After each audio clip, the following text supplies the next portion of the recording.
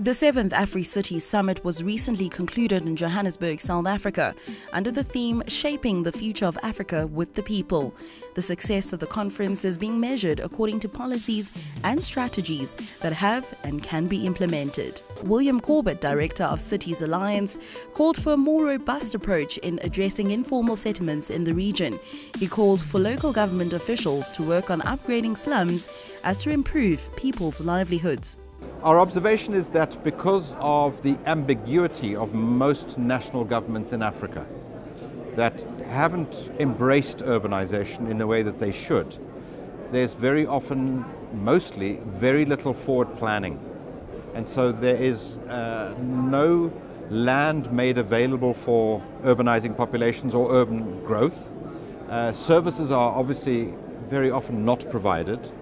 And the result of that lack of forward planning also means, combined with the pace and scale of the change, that we see the growth of many informal settlements, sometimes slums.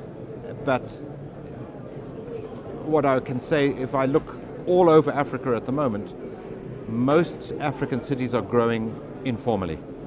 Most African cities are growing incrementally.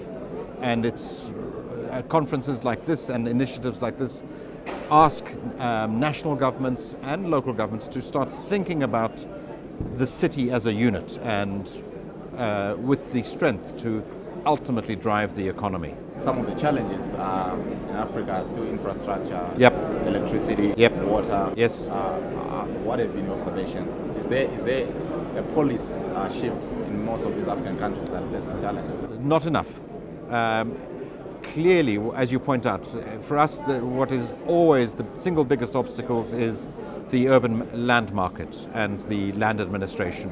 And most local governments don't have the capacity or the data to be able to properly manage the land markets. This is a big obstacle. And then, of course, service provision. The most critical services, of course, are water and sanitation for people's health. But ultimately, Africa can't have an economic revolution without energy. Stable, consistent supplies of energy. And this is a problem in most countries in Africa. But we see signs of regeneration. Ethiopia and the Horn of Africa is sitting on what we believe will be a really significant clean energy revolution.